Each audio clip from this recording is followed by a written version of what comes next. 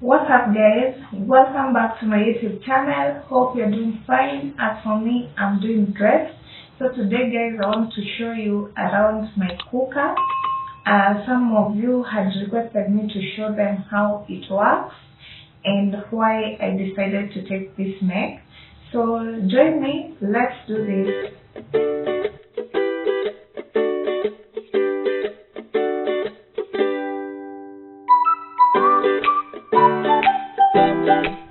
My cooker is meter 3+1 electric. What I mean by 3+1 is it has 3 gas burners plus 1 electric hot plate. So for this one, it's helpful when you're out of gas, so you can use that. And also the size of the cooker is 60 by 60. The size.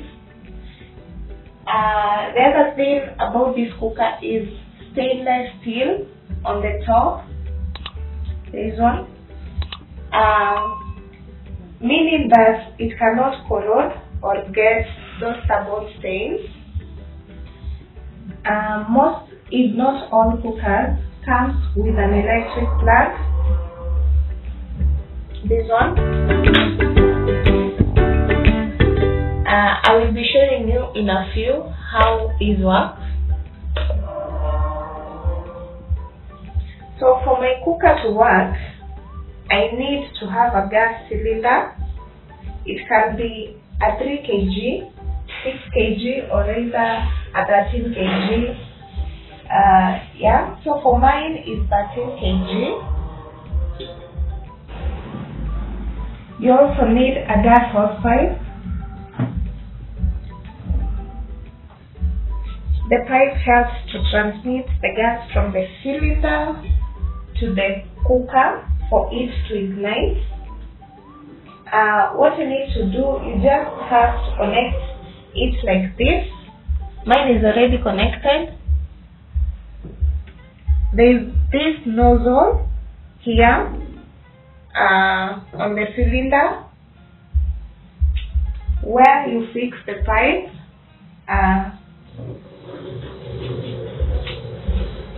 And also on the cooker, this one. And always ensure the pipe is tightly fixed. Mine is well fixed on both the cylinder and the cooker to avoid leakage.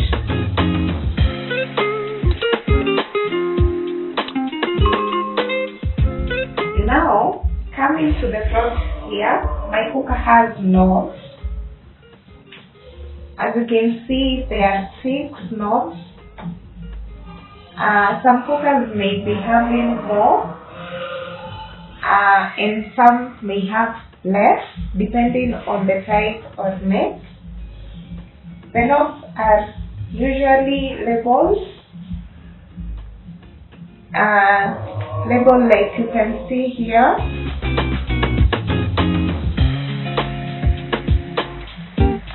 So these knobs are the ones responsible for controlling how the cooker works.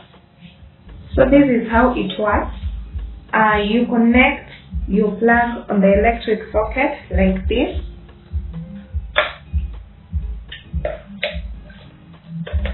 And by the way, some cookers may not have a plug, but just a wire cable sticking out. Those cables are connected to this kind of socket.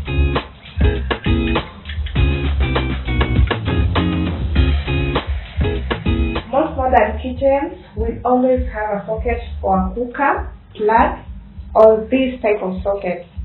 There is usually a manual to guide you on how to fix. So after the plug is connected, put on the switch on the socket.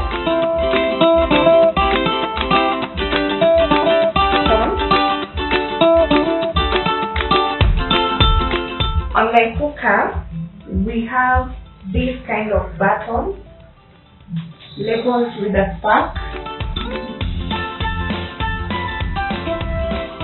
this one. So this is used to ignite the gas burner. You just have to press it in like this. So you just press it like that, and you can hear the spark sound.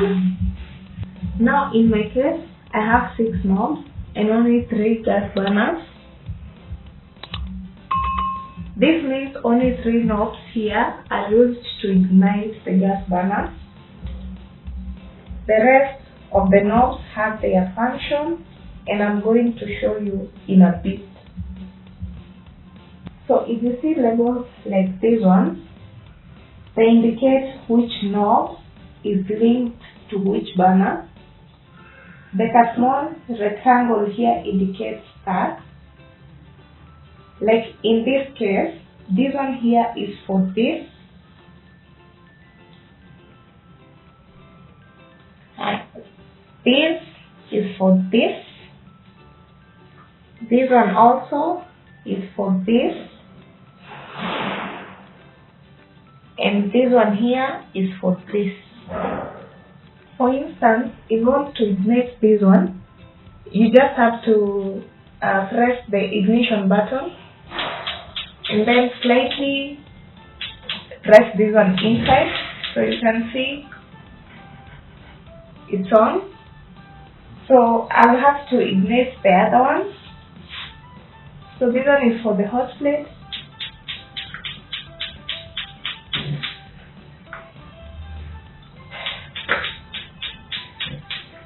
So it's usually labeled on the magnitude of the flame that you want. So for this one, it shows that the flame is on high magnitude. So if you put it here, that is, the magnitude is low. The same case with the others. Yeah. So let me just switch them off. By the way, before you ignite, always ensure that all the knobs are on 0 and the leads to the burners are well fixed to avoid the yellow flame. Now some gas cookers like this one of mine comes with this gas sensor attached to every gas burner. This one right here. They help to detect if there is any leakage and therefore won't allow you to ignite the burner. That is the reason I went for this make. So for those that don't have this sensor, you always have to ensure there is no gas leakage before you strike the matchbox or press the ignition button for obvious reasons. Oh, and another thing, in case there is no electricity, you can just use a matchbox to ignite.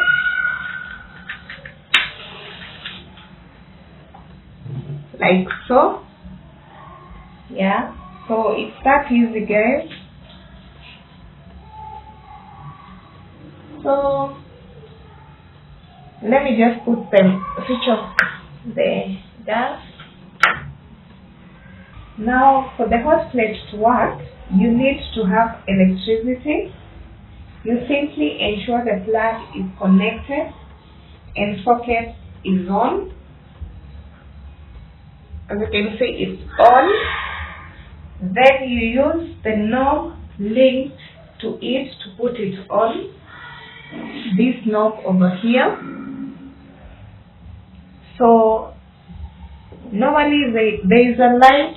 So if I press it, I'll just turn it this way. Normally if you ignite the hot plate, there is this light over here that will come on to indicate that the plate is on.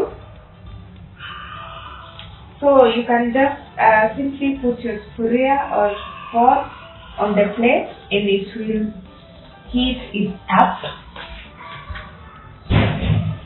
For now, it's heating, but if it's heat, you don't have to touch it. Yeah, don't dare touch it. So let me just switch it off. Another thing, if you put it at 3, it's on the high magnitude. Then 2 is lower. Then there is 1, and when you switch it off, it goes back to 0. So that's all for the upper part of the cooker. Now we are remaining with 3 knobs. For the 3 knobs, I'll show you how they work. Their work is down here in the oven. Let me show you how to use the oven part in my next video. Click on the link in the description box below.